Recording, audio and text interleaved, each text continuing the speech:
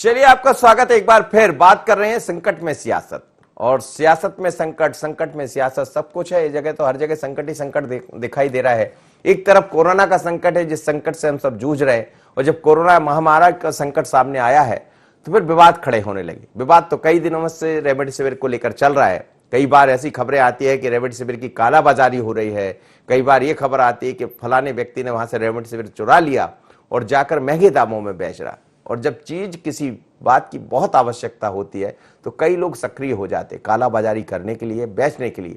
लेकिन ये गंभीर आरोप है। इंदौर की ये खबर है। इंदौर में कांग्रेस विधायक संजय शुक्ला ने रेमडेसिविर इंजेक्शन की कालाबाजारी के लिए किसी और को नहीं बल्कि मंत्री तुलसी सिलावट के बेटे को जिम्मेदार ठहरा दिया। और उनके ठहराने के बाद सियासत गर्मा गई। उन्होंने कह दिया कि उनके ही बेटे रेमडेसिविर इंजेक्शन को बेच रहे, वो जनता को ना देकर महंगे दामों का लाभ उठा रहे। कई तरह के आरोप लगा दिए। बाद में फिर तुलसी सिलावट को सामने आना पड़ा। उन्होंने अपनी सफाई दी। ये कहा गया कि 500 इंजेक्शन रोज आ रहे हैं इंदौर में, लेकिन कालाबाजारी हो रही। अभी तक कोविड के इलाज के लिए 200 बेड वाला अस्पताल चालू नहीं हुआ। ऐसे कई तरह के उन्होंने आरोप लगा दिए। लेकिन महत्वपूर्ण बात यह है कि संजय शुक्ला ने तुलसी सिलावट के बेटे पर यह आरोप लगा दिए। क्या कहा सुनिएगा, और फिर जवाब भी आ गया तुलसी सिलावट जी का, यह भी सुन लीजिएगा। सफाई।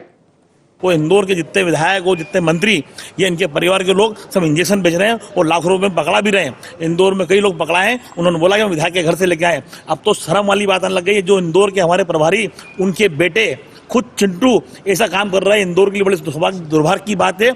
इंदौर शहर में आदरणीय जो प्रभारी मंत्री बैठे हुए, वो अपने घर में बैठे हुए एमआई का दौरा करते हैं। अभी तक सवाल चालू नहीं करा पा रहे हैं। जनता अब कब तक मरेगी।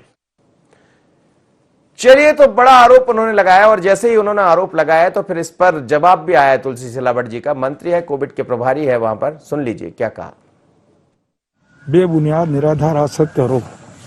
चूड़ी हमारी माँ की, हमारी बहन की, हमारी बेटी की आभूषण है। यह आस्था और विश्वास का काम है, शक्ति का प्रतीक है। एक माँ शक्ति का अपमान कर रहा, उसका ही अपमान है ना। और मैंने कहा ना, मुझे इनके प्रमाण पत्र की आवश्यकता नहीं है। मुझे मेरी जनता का, उनका विश्वास, उनका प्रेम, उनका विश्वास, हर संकट में मैं उनके जनता के साथ खड़ा हूं। चलिए, उन्होंने कहा कि आरोप सब निराधार है और हर जगह मैं तो वहां के लोगों के साथ खड़ा हूं। आरोप लगाना उनका काम है और मुझे किसी के प्रमाण पत्र की जरूरत में नहीं है, क्योंकि प्रमाण पत्र तो जनता देती है। ये बात बिल्कुल सच है। मेरे साथ भरत जुड़े हैं और चेतन जी जुड़े हैं, साथ ही फिरोज जी भी जुड़े हैं, उनसे भी चर्चा करेंगे। भरत, ये मसला है क्या? क्या अभी भी रेमडेसिविर को लेकर इंदौर में दिक्कत दिखाई दे रही?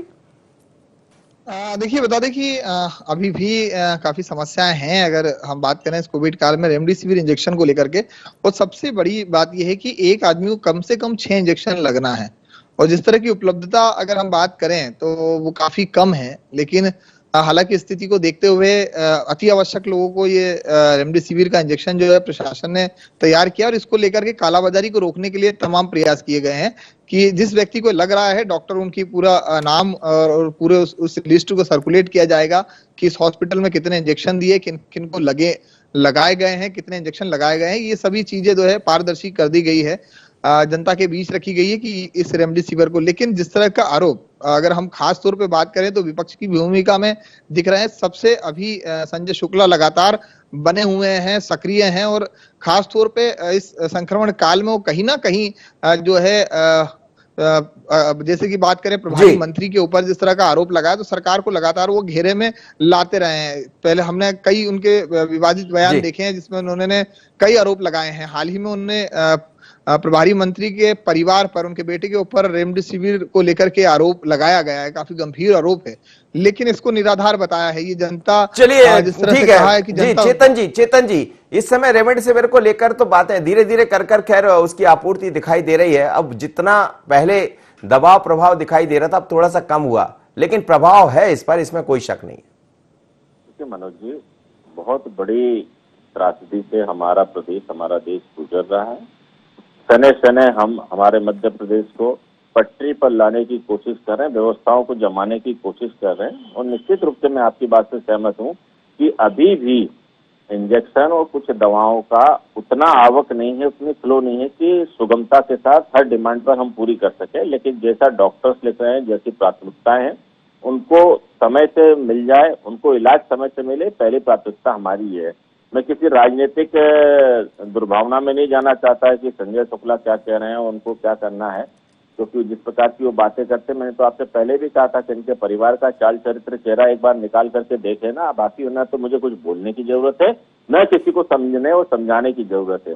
इस मानवता के दौर में अगर इस प्रकार का घिनौना काम, जिस प्रकार के लोग आरोप प्रत्यारोप कर रहे हैं, कोई भी करे, तो कोई भी राजनीतिक दृष्टि से सोच करके अगर गलत आरोप भी लगाएगा तो कहीं ना कहीं ईश्वर है ये मान करके चलिए। ईश्वर है और वही निर्णय करता है। फिरोज सिद्दीकी जी, आरोप गंभीर है। फिरोज जी,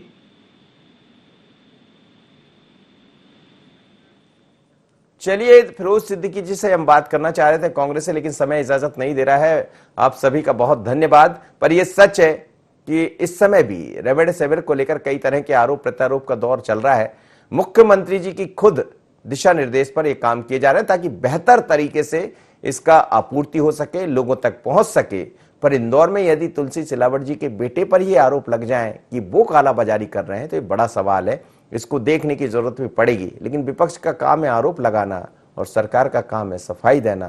पर इस सफाई और विवाद के बीच में समझना पड़ेगा कि रेमडेसिविर उन तक पहुंच रहा है जिनको जरूरत है, और यह भी समझना पड़ेगा कि अब रेमडेसिविर के जो रिजल्ट आ रहे हैं बाद में, वो कितने घातक है। कहीं आपको जरूरत नहीं है लेकिन आप एक दौड़े जा रहे हैं रेमडेसिविर को लेकर, वो भी समझ लीजिए। यदि जरूरत है तो ही उसका इस्तेमाल कीजिए, क्योंकि दूरगामी परिणाम ठीक होंगे ऐसा लगता नहीं है। ऐसा डॉक्टर्स कह रहे हैं, जिम्मेदार कह रहे हैं।